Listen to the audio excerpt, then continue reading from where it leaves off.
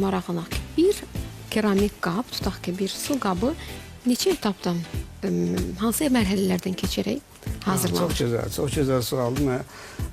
Bu biz ilk başlayanda bu işe təxminən 2-3 il əvvəl bundan biz xam mal məsələsi ilə, problemi ilə üzləşdik. Təbii ki, hamı kimi kənardan gətirməyə başladı və qısa müddətdə həyat məcbur edir, biz yerli xam mal tapmaq məcburiyyətindəyik və biz Azərbaycanda məlum oldu ki, kaolin yatağımız da var, bizim bayaq dediyim çöl şifatı da var, kvars kumu da var, gil yataqlarımız çoxdur. Təbii ki, tərkibi rəngli ağ farf olsun, Çin üçün təbii ki, təmiz olmalıdır, yəni dəmir oksidlərindən xali olmalıdır. Etap nədən ibarət? Xam mal tapılması və xam malın hazırlanması. Bu birinci etap.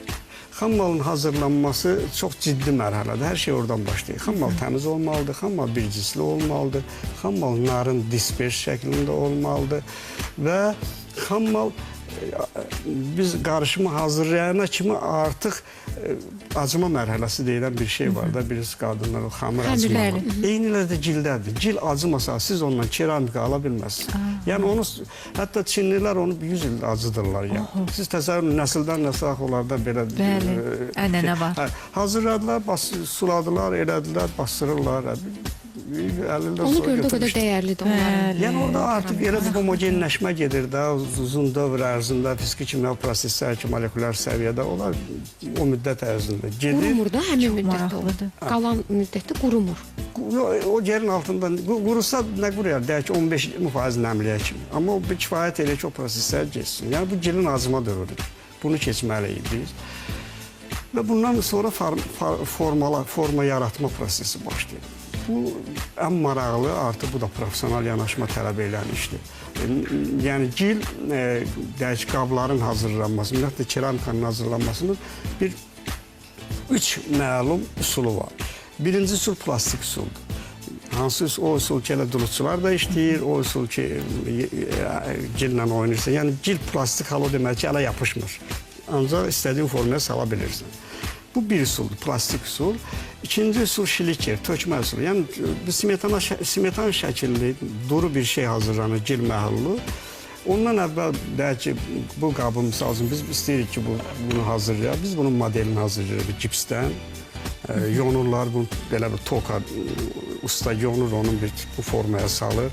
Ondan qəlib çıxardır, gips qəlibi və qəlib hazır olandan sonra həmin dediyim o maye, gil mayesini o qəlibə tökürük. Gipsdə özünə çəkmə var. Divarlar çəkir, orta qalıb. Ortanı qayıdıb boşaldırıq, divar artıq tuturuz. Yəni biz artıq qabı aldıq. Buna şiliker üsulu deyirlər.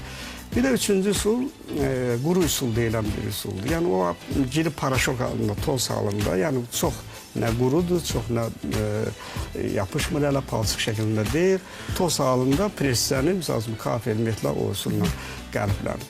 Yəni qəliblədik belə deyək, aldıq artıq quru maddə, daha doğrusu formanı aldıq. Forma, üçüncü etap gedir formanın quruması. Yəni biz bunu ciddi şəkildə, yavaş sürətlə qurutmalıyıq. Tez qurutma, orada gene prosesləri pozur. Çünki tez qurudanda su buxarlanır, su özü ilə iyonları daşıyır, səthəyə gətirir, miqrasiya edir və nəticədə tez quruma çata əmələ gəlməyə səbəb ola bilər. O cür qablar tez sınır, yəni tez quruyor. Bəli, onu xüsusi rejimdə qurudulmalıdır. Yəni necə istədiyin yox.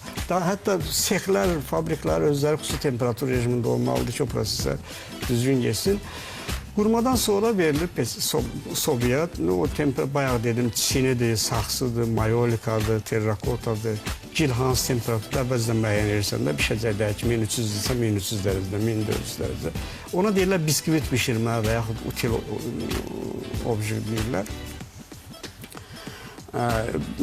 O temperaturdan bişirirsən, çıxarırsan. Ondan sonra üçüncü artıq dekorasiya işi gedir. Yəni o sıraltı boyama deyirlər, şirə altı boyama və yaxud şirə üstü. Rəssamlar boyar. İndi avtomatik üsullar var, o üsullarla boyama aparılır. Boyanır, ondan sonra üzərinə şirə çəkilir və qoyulur sobaya. İkinci bişmə gedir.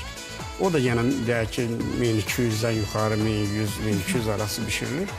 Və bu hazır olandan sonra indi kimsə istəyir ki, onun üstündə yenidən işləsin. Nə bilim, adın yazsın və yaxud qızıl su ilə işləmələr. O artıq daha aşağı temperaturda, təxminən 800 dərəcədə Yəni bu belə də bu mərhələləri əhatə edir. Deməli, gil, xammalın hazırlanması, formaların hazırlanması, qəlibləmə, qurutma, birinci bişirmə, ikinci bişirmə, dekorasiya. Yəni mərhələlər keramikanın əsas mərhələləri. Əslində bilirsiniz, bunların özü bir məktəbdir. Yəni bu keramik hədiyyəliklərin, ümumiyyətlə keramikanın hazırlanması çox maraqlıdır ki, əlbəttə ənənəmiz var, şükür Allah, Azərbaycanda ənənə olub. Sovet dövründə bizdə Gəncədə məşhur Çini zavodu fəaliyyət göstərib. Ondan sonra fayans, saxsı məmulatları zavodu Bakıda fəaliyyət göstərib. Bir neçə keramik piltələr zavodu olub. Duluzçularımız fəaliyyət göstərib. Onlardan müəyyən ənənələr qalıb. İndi gənclərdə böyük həvəs var. Çox maraqlıdır. Biz indi işimizdə bizə müraciət edirlər. Gənc rəssamlar, keramika ilə ciddi məşğul olmaq istəyən insanlar və biz görürük ki,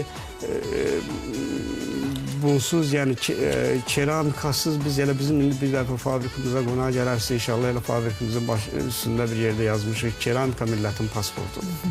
Çünki arxeologlar yerin altında nə axtarır?